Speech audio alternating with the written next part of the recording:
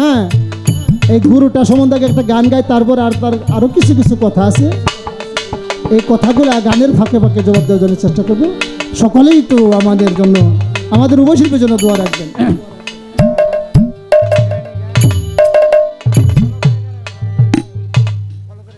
বাবা, গুরু কি? আগে তুমি আমার গানটা শোনো, এই গানটা শুনলে বুঝবা গুরু আসলে কি। আরে বিজ্ঞানময়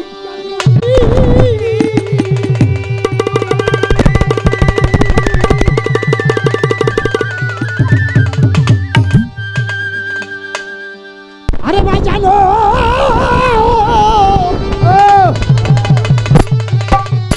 শিল্পী বাজান বিজ্ঞানময় বিধাতা যদি আত্মরূপে আছেন তিনি,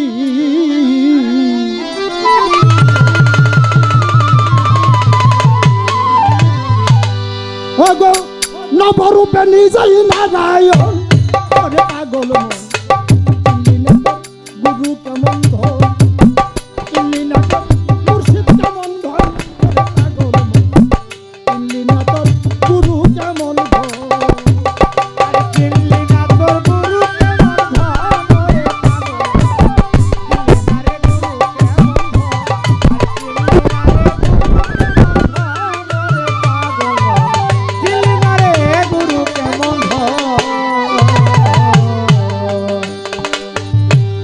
বাজানো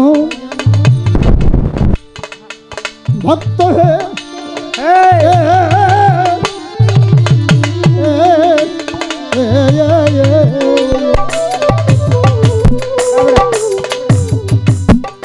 অনন্ত আদি বিধাতা, সে তো ভালো মন্দের নির্দেশ দাতা। রসুল রূপে করছে আগমন, পাগল মনরে রসুল রূপে করছে আগমন, পাগল মনরে রসুল রূপে করছে আগমন। আরে অনন্ত আদি বিধাতা, সে তো ভালো মন্দের নির্দেশ দাতা। রসুল রূপে করছে আগমন,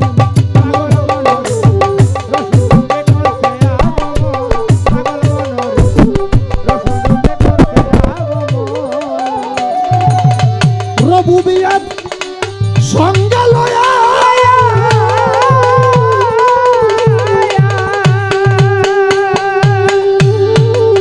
ভক্ত আমার, রবুবিয়াত সঙ্গে লয়া রেসালাত প্রকাশ করিয়া,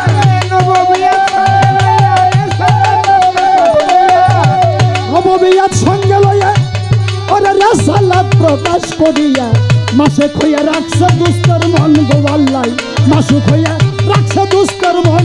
ওরে পাগল মন, আরে গুরু কেমন ধন, ওরে দিল্লি না রে গুরু কেমন ধন, ওরে পাগল মন, দিল্লি না রে গুরু কেমন ধন। ওরে বিজ্ঞানময় বিধাতা যিনি,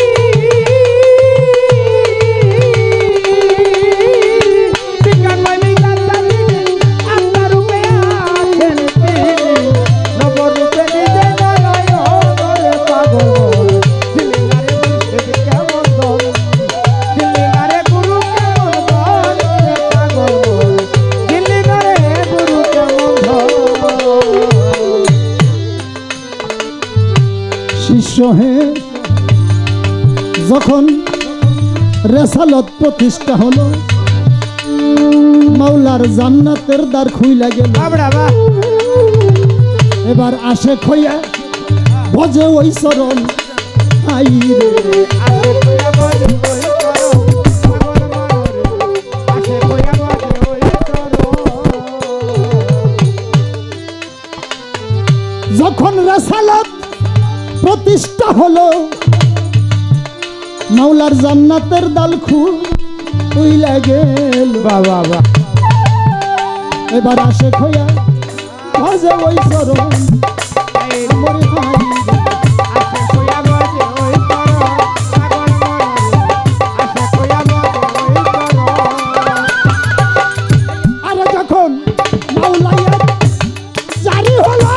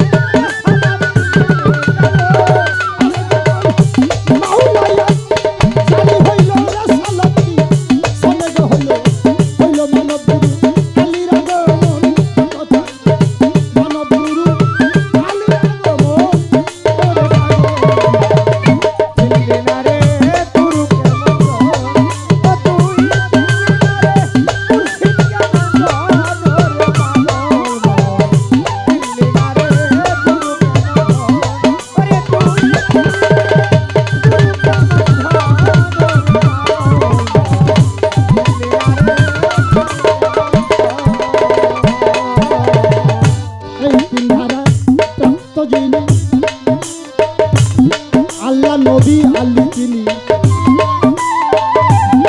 তোমার গুরু হইল হাজারো একজন পাগল মনরে গুরু হইল পাগল গুরু হইল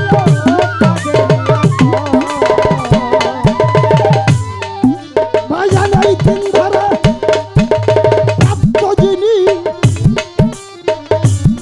বুদ্ধি চান শান্তি চান মুকিম চান আল্লাহ নবী আলী তিনি বাবা আমার বুদ্ধি চান হইল কাদর হইয়া বুঝো পাগল মনরে গুরু হইল পাগল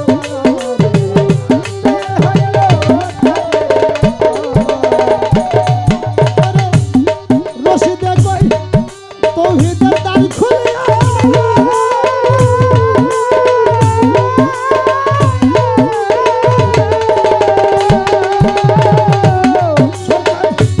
তোমার তৌহিদের দ্বার খুলিয়া উস্তাদ রশিদে কই ডাক না চায়া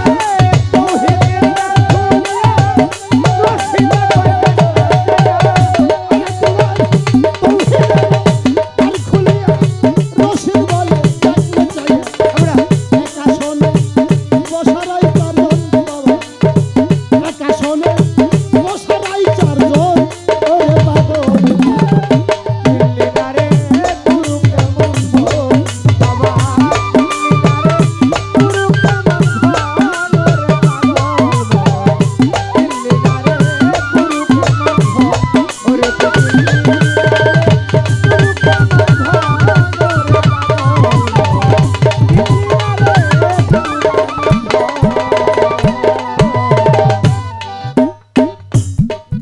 আসরতে আছেন যত জ্ঞানিকের নন্দন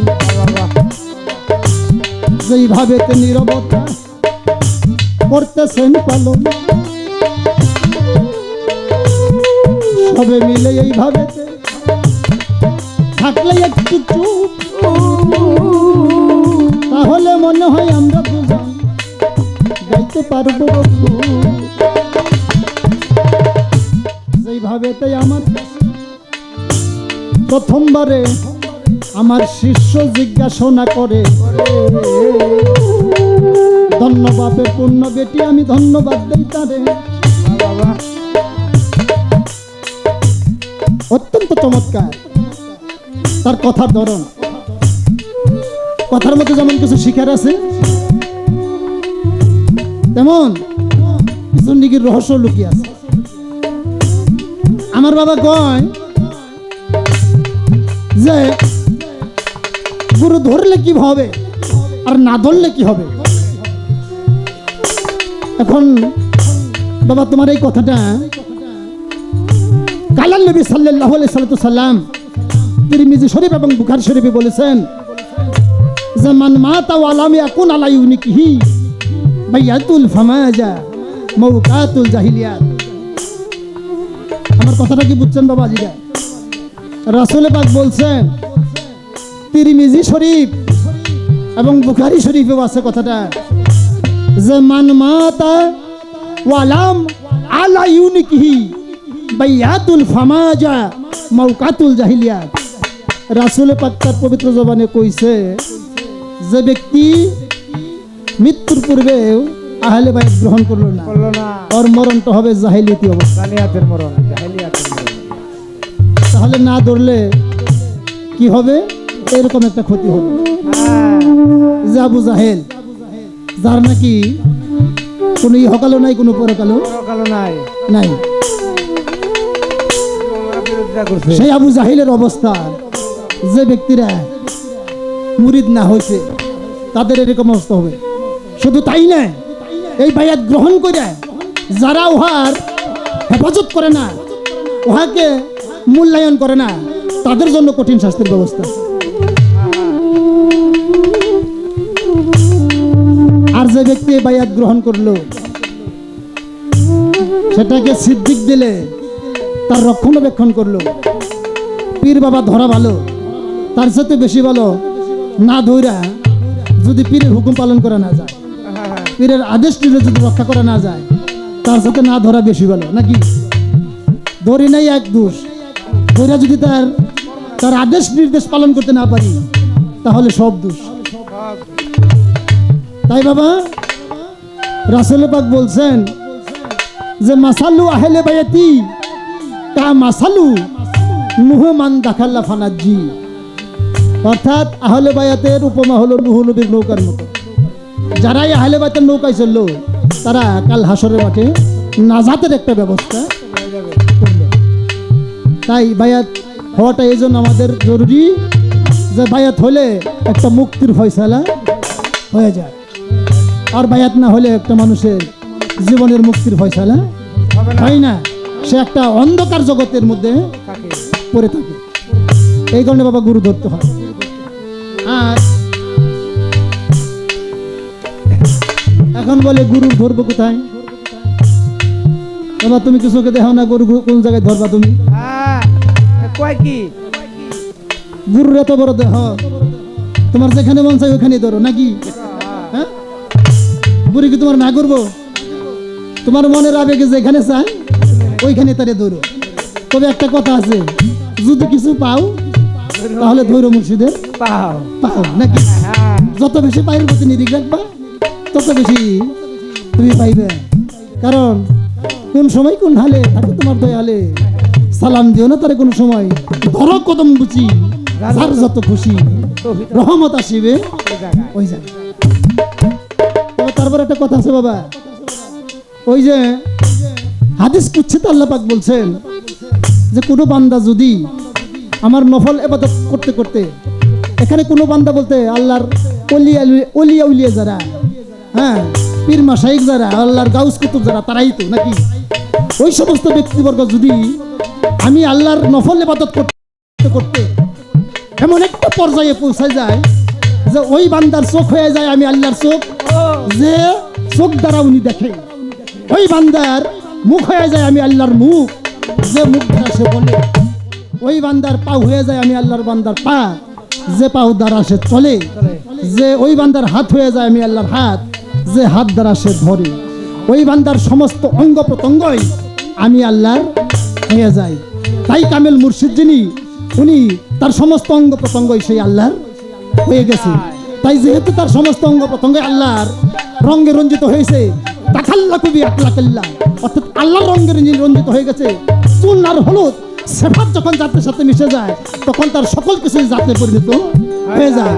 তাই একটা কামেল মুর্শিদ যখন মুর্শিদের পাইপি করতে করতে তার মধ্যে সেই গুরুত্ব বস্তু এসে হাজির নাজির হয়, তখন তোমার যেখানে খুশি সেখানে তুমি তাকে ধরতে পারো নাকি?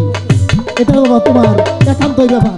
এখন তুমি পায়ে ধরবা না মাথায় ধরবা না বুকে ধরবা না পাছায় ধরবা, এটা তোমার ব্যাপার।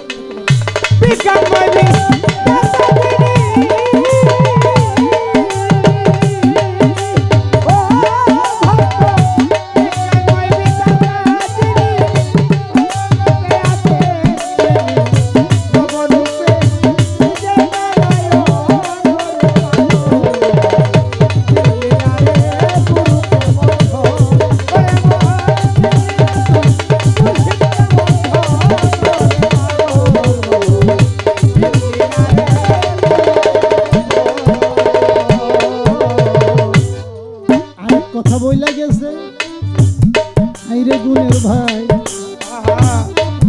আবুল ভাই, এই কথার কি জবাব দিব আমি ভাবি আনা প্রায়। এই 10 মহরমের দিন, এই মহরম মাসে কেন মানুষ খিচুড়ি খায় বিরিয়ানি খায়? জিগাইল মোরে আসলে সত্য কোনটা তাই বললো নাই আমার বাবারা। যে জায়গায় কথা রাখছেন বাবা আপনি, এই মহরম মাসে খিচুড়ি খায় বিরিয়ানি খায় আনন্দ উল্লাস করে, এটা কি ঠিক না বেঠিক? এখন যদি কই বেঠিক তাহলে কতগুলো মানুষের আহার নষ্ট হয়ে যাবে না? যদি কই যেটা ঠিক না তাহলে আজকে থেকে যদি আমার কথা শুনে এটা খিচুড়ি রান্না বাদ দেয় তাহলে কতগুলো মানুষের, হ্যাঁ অনেক মানুষের কষ্ট হয়ে যাবে। তাই রেজেকের ব্যাপারে আমার কোনো কথা নাই, কারণ আল্লাহ বলছেন কোনো মানুষকে টাকা পয়সা কাপড় লতা দিয়ে ধন সম্পদে যতটুকু খুশি না করা যায় তার সাথে বেশি খুশি করা যায় একটু ভালো একটু খাবার দিয়ে, নাকি? দেখবেন বাবা, ভালো একটু খাবার দেয়, একটা বড় মাছের মাথা খাওয়িয়ে অনেক সন্তানরা বাপের সমস্ত সম্পত্তি নিয়ে যেতে দেখেও নিয়ে জায়গা, হ্যাঁ হ্যাঁ আছে না? আবার মাথাটা এই খাবারটা এমন একটা জিনিস, আস্তে ছোট। তবে বাবা, খাবার দাবারের ব্যাপারে আমার কোনো দ্বিমত নাই। খাওয়াবেন সেটা হলো মাওলা যেন আপনার এই খেদমতের দ্বারা খুশি থাকে, আপনার উদ্দেশ্য থাকবে সে জায়গায়।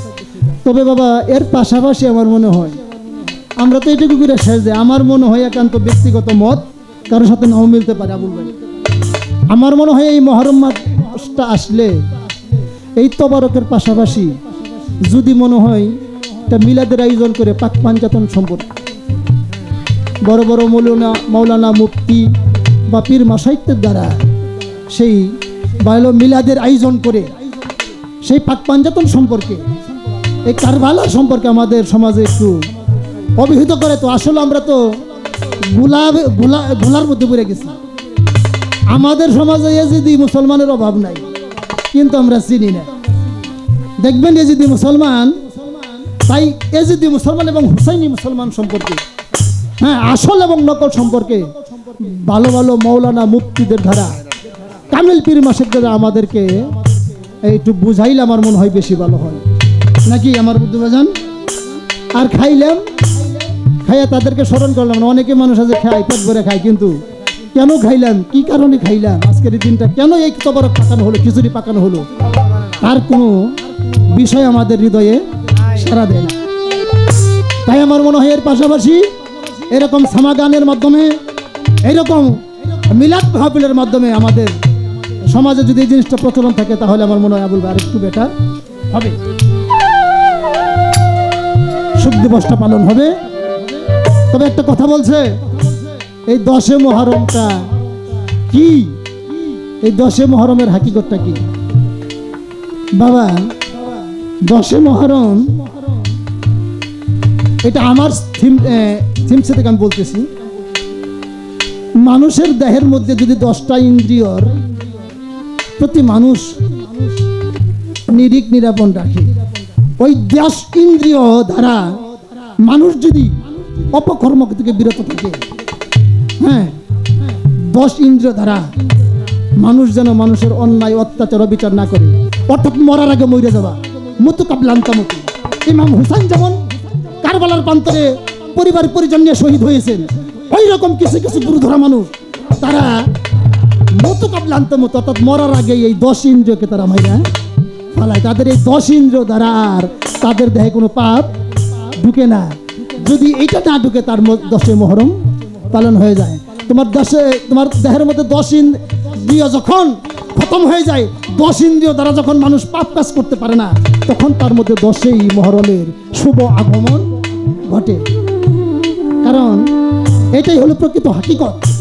10 ইন্দ্রিয় দ্বারা তুমি কি করো? চক্ষু দ্বারা খারাপ জিনিস বর্জন করো, মুখ দ্বারা খারাপ কথা বলো না, খারাপ বাক্য বলো না, হ্যাঁ, পাও দ্বারা তুমি নেকাবান কদম, হ্যাঁ, হুশদর দম, অর্থাৎ নাক দ্বারা তুমি সেই আল্লাহ রাসূলের হুশে থাকো, গুরুর হুশে থাকো, প্রতি দমে দমে খেয়ালে করো, হ্যাঁ, কর্ণ দ্বারা তুমি সেই গুরুর নাম জপো, নাম শুনো, অর্থাৎ সর্বদাই যেন তোমার এই 10 ইন্দ্রিয় দ্বারা খারাপ আদি দূরে থেকে সমস্ত যেন মঙ্গলময়, অর্থাৎ আল্লাহ রাসূলের ধ্যানে প্রেমে তুমি মজে থাকতে পারো, মরার মতো অবস্থা করে থাকতে পারো।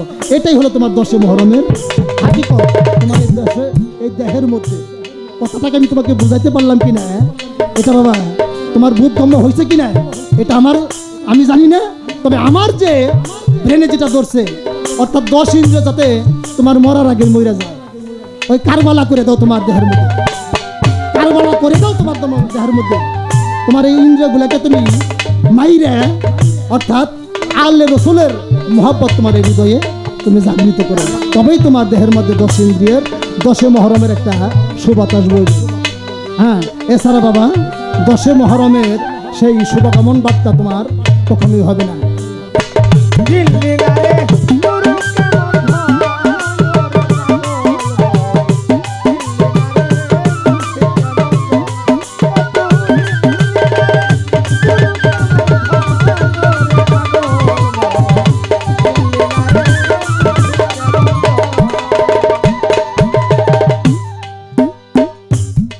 এই কথাটা না মানো, মনে তো কিছু ফিস ফিস করতেছো, যদি তুমি এই কথাটা না মানো, আছে যা আছে বিশ্ব ব্রহ্মাণ্ডে তা আছে মানব ভাণ্ডে নাকি?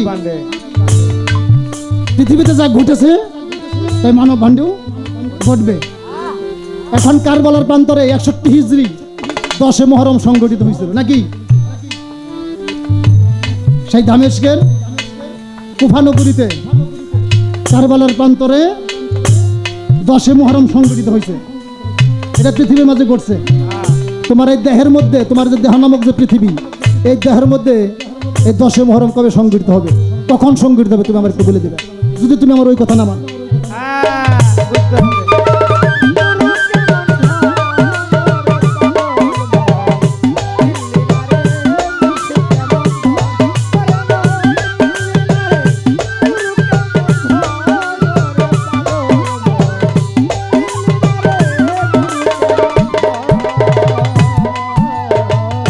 এই তিনধারা সপ্তদিন আল্লাহ নবী আলী তিনি গুরু হইল আমার একজন, আমার ঘরে গুরু হইল তাদের একজন, পাগল মনরে গুরু হইল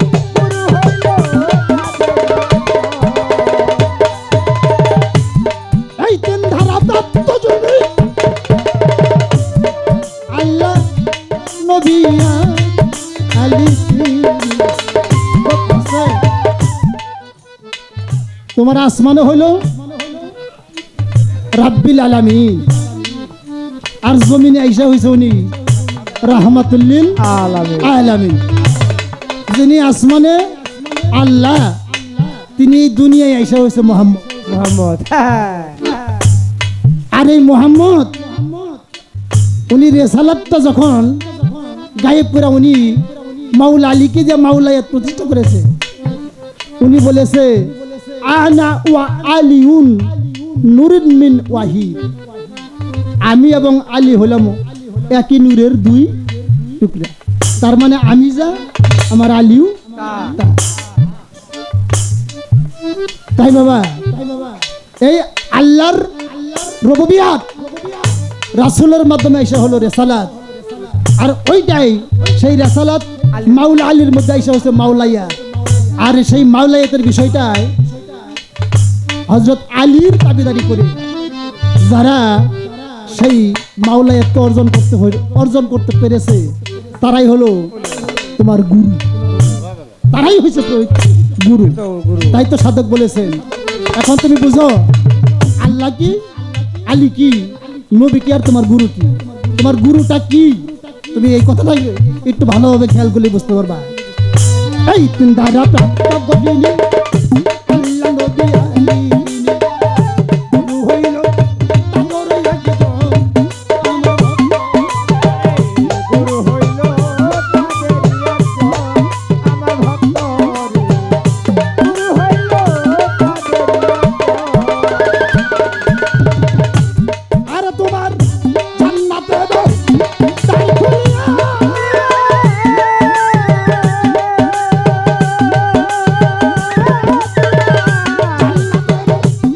খুলিয়া রশিদ বলে তাকে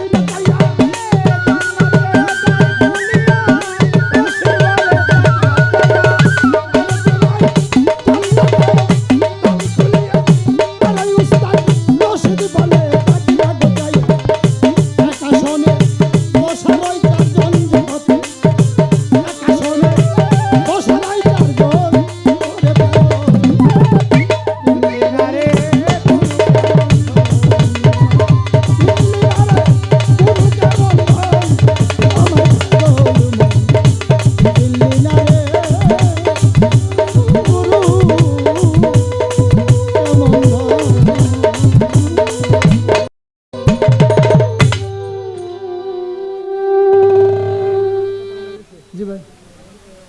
বোঝাতে একটু চেষ্টা করলাম যতটুকু পারলাম, তারপরে অনেক ত্রুটি বিচ্যুতি অভাব থাকতে পারে, আপনারা জ্ঞানীজন।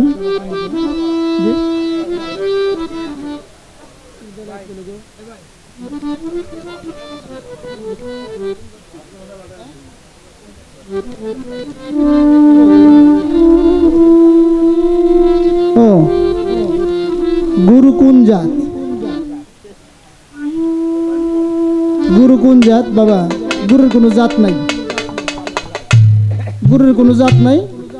গুরু হলো বেজাত, কারণ ওনার দরবারে হিন্দু মুসলিম বৌদ্ধ খ্রিস্টান সবই আসে। আল্লাহর যেমন কোনো জাত নাই, আল্লাহ উনি হিন্দু মুসলিম বৌদ্ধ খ্রিস্টান, হ্যাঁ চুর ভালো মন্দ সমস্ত সৃষ্টি নিয়ে উনি আছেন। ওইরকম গুরুর কোনো জাত নাই, গুরু হলো বেজাত। ওই যে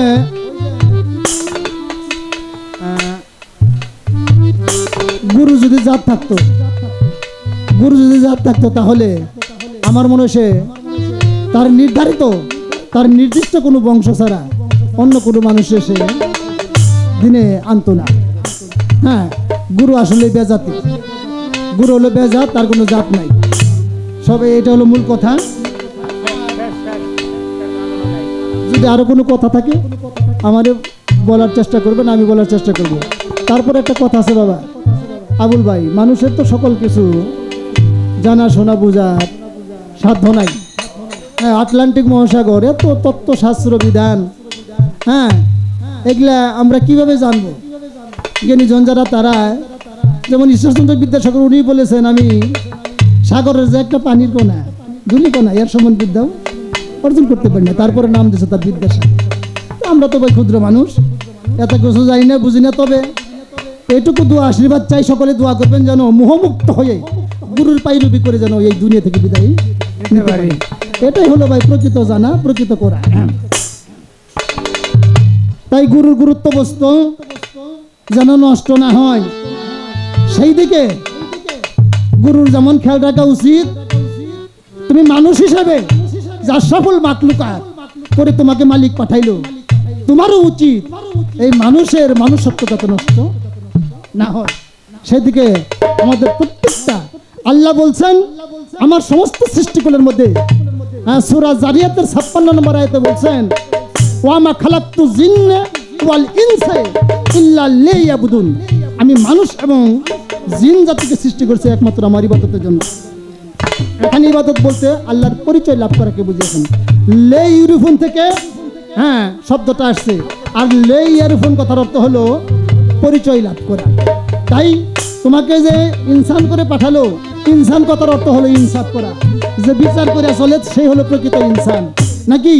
তাই বাবা আমাদের প্রত্যেকের উচিত হ্যাঁ সেই বিচার করে চলা, সেই আমাদের মানুষত্ব বজায় রাখা।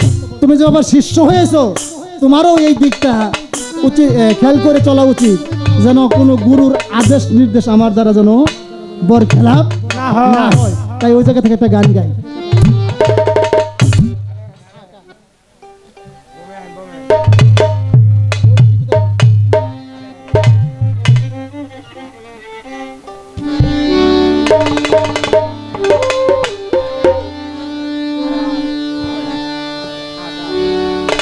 তাই কমন সচেতনে জ্ঞান নয়নে ঘুম পাইর না,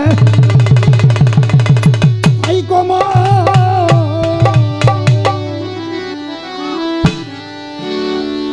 ওগো ঘুমাইলে পরিবে হারাইবি মন সুলবানা, ঘুমাইলে করবি ফেরে হারাবি মন সোলয়ানা, ঘুমাইলে পরিবে ফেরে হারাইবি মন,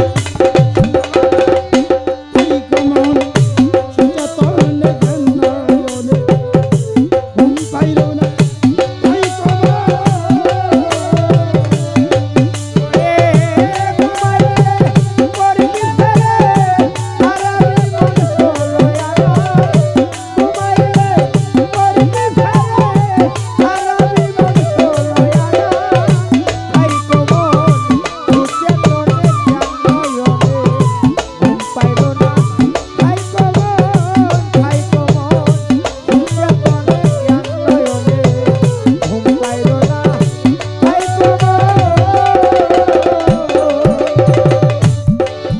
শিল্পী বাজান চৈতন্য সাধু যারা এই জগতে বেহুশ রয় না তারা, তাহের বাজান সদাই যাই রূপের তাহারা, সাধু তারা সদাই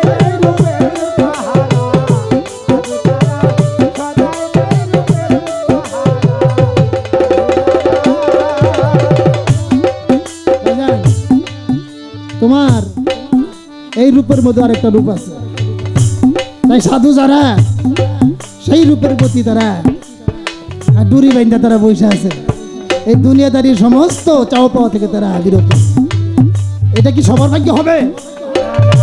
যতক্ষণ পর্যন্ত না হবে ততক্ষণ পর্যন্ত সেই গুরু কি বস্তু, আমি কি বস্তু, এটা চিনা যাবে না। কোরআন বলছে তোমার মাঝে আমি আছি, তুমি আমাকে চিনে নাও। হ্যাঁ, কি বলছে? হ্যাঁ, যে ওয়াফি আনফুসিকুম আফালা তুবসিরুন, আমি তোমার আনফাসের সাথে আছি, আসা যাওয়া করি, তুমি ওই আনফাসের সাথে নিরিখ নিরাপনে আমাকে দেখো। তাই আনফাসের সাথে যতক্ষণ পর্যন্ত প্রেম না হবে বাবা, ততক্ষণ পর্যন্ত গুরু চেনা যাবে না, নিজে গুরুকে চেনা যাবে না, আর তোমার নিজেকেও চেনা যাবে না। তাই তো সাধক বলেছে চৈতন্য সাধু যারা বেহুশে হয় না তারা, ও বাবা সদাই দেয় রূপের তারা, সাধু যারা সদাই দেয় রূপের পাহারা, সাধু যারা সদাই দেয় রূপের পাহারা, সাধু যারা বদগুসান তারা দিব্য করে বসত করে ভাঙ্গা করে গাড়ি ধরে না,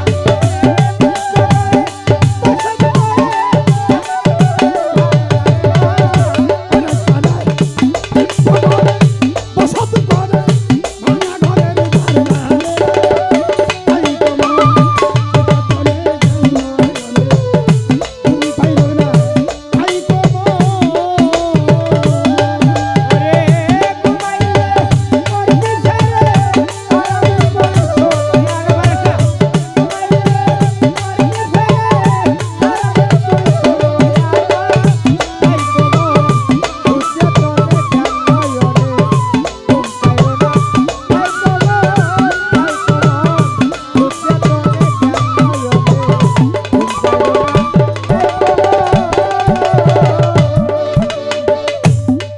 বাবা, আপনারা তো সবাই পেছনে কথা কম বলার জন্য, এর কথা হিসাবে কি কম বাবা, আমার এই কথা শুই না, আমার আবার ভক্ত আবার কইতে পারে তাহলে কি ঘুম পাড়া বাদ দিমনি? হ্যাঁ না বাবা, ঘুম একটা বাদ, কিন্তু সাধক যে ঘুমের কথা কইছে এটা তোমার চক্ষু বুঝে যে ঘুম পারি আমরা, দেহের ক্লান্তি দূর করি, এই ঘুমকে নিষেধ করে নাই, ওই ঘুমকে নিষেধ করছে যে ঘুম এই দুনিয়াদারির হ্যাঁ বিষয় রাশির মুহে পইরা হ্যাঁ মানুষ সমস্ত সেই মালিককে ভুলে যায়, মালিককে আর চোখে দেখে না, স্ত্রী পুত্র টাকা পয়সা সমস্ত চাওয়া পাওয়া নিয়ে বাড়ি গাড়ি নিয়ে যারা থাকে, অর্থাৎ বিষয়ের ঘুম, বিষয় রাশির ঘুম থেকে সাধক বিরত থাকার জন্য বলছে। তাই যারা যত বেশি বিষয়ের মুহে থাকে মৌলা তাদের থেকে তত বেশি দূরে থাকে। তাই তো বাবা, বিষয়ের মুহে পড়ে তোমাকে ঘুমানো যাবে না বাবা। যেজন থাকে ভাঙ্গা ঘরে, ওই ঘরে কারি করে বইয়া করে, ভাঙ্গে ঘরে বারে গোবারে, তাই যাত না ভাঙ্গে ঘরে বারে বারে, দেয় যাত না, দেয় যাত না। যেজন থাকে ভগ্ন ঘরে, ঘরে কারি করে পায়া তারে, ভাঙ্গে ঘরে বারে গোবারে, তাই যাত না।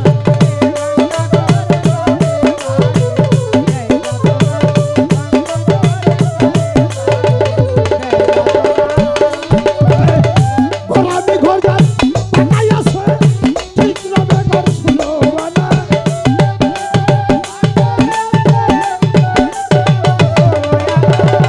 গোলামি ঘর যার টাকাই আছে, ঠিক রবে ঘর শুলো বানা।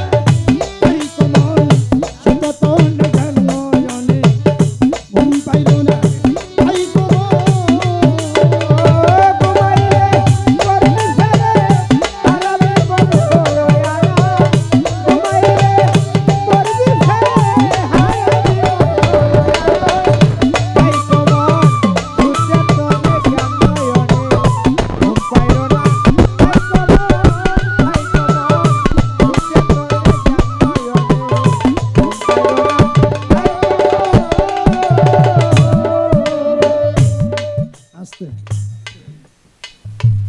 আমার বাবা তো আমারে অনেক কথাই বলছে, আমি ওর বাজারের কাছে ছোট্ট একটা কথা রাখি, তার একটু পরীক্ষা করার জন্য যে কিরকম গুরু সাধনা ভোজনা কইরা উনি নিজেকে একটু কিরকম ভাবে চিনতেছে।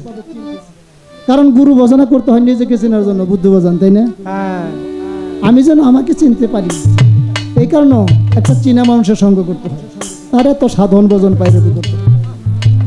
তাই বাবা, তোমার এই দেহ মাঝে দ্বিদল পদ্মের ঊর্ধ্বে থাকে, সহস্র দল পদ্মে থাকে তোমার গুরু,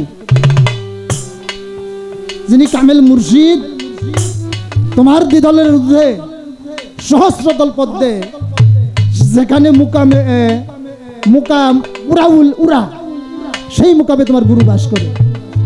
আর এই দেহর মধ্যেই শিষ্যের বসবাস হলো কুলকুণ্ডলীর মাঝে চতুর্দল পদ্মে। সেই চতুর্দল পদ্মে থেকে এত দূর দূরত্ব রাস্তা তুমি কিভাবে অতিক্রম করিয়া সেই কামেল গুরুর সাথে তুমি একটা যুগল মিলন করতে পারবে? কামেল গুরুকে তুমি কিভাবে পাইবে, এর একটা বিধি ব্যবস্থা তুমি কি করলে আমাদেরকে একটু বুঝাই দাও। একটা মতো তোমার কাছে।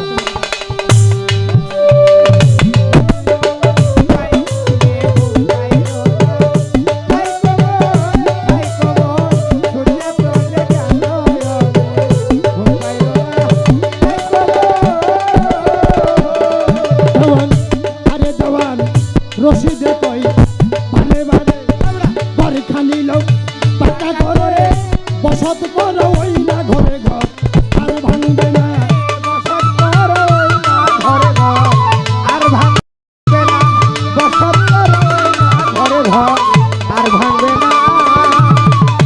ওগো দেওয়ান রশিদে কই বারে বারে বাবা ঘর খালি লোক পাকা করে বসত করো ওই না ঘরে ঘর আর ভাঙবে না। পালাবাড়ি সারাই নগর ওই ঘরে কেউ বাস কইর না, ওই ঘরে কেউ বাস কইরো না। বাজান তোমার সারা বাড়ি পালাই না ঘর ওই ঘরে কেউ বাস কইর না। তাই কেমন ছুটে নয়নে ঘুমি যায় না, তাই কেমন